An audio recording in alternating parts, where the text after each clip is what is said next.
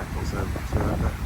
But it's an island just attached to the Visayas Island. So over there's Negros Island there, what looks like dark clouds there at the bottom of the screen and white puffy clouds over the top. So that's Negros Island.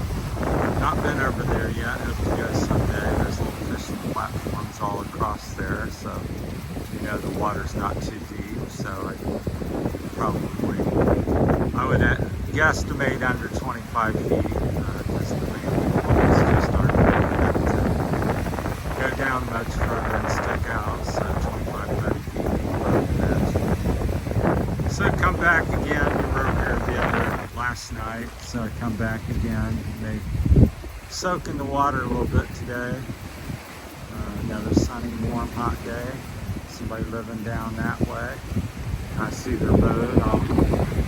It's breezy as always is here, so there's a little boat, and up on the shore they got to cut 2 or 3 little holes there. So I picture myself living out like this.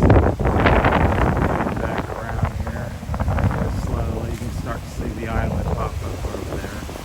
It's magnified 5 times.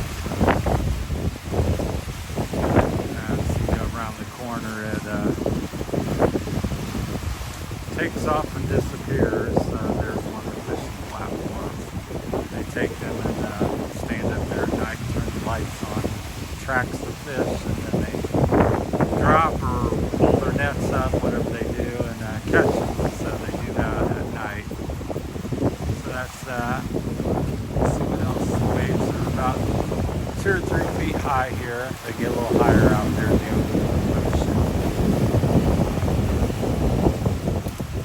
Beautiful day, nice and sunny. A couple little light clouds, but most 99% sun. There's another one of them things there, fishing platforms. So you can see it splashing on the rocks there, pretty beautiful. Just wanted to share the moment with you. So yeah, it's pretty majestic. That's what a lot of people think of the Philippines.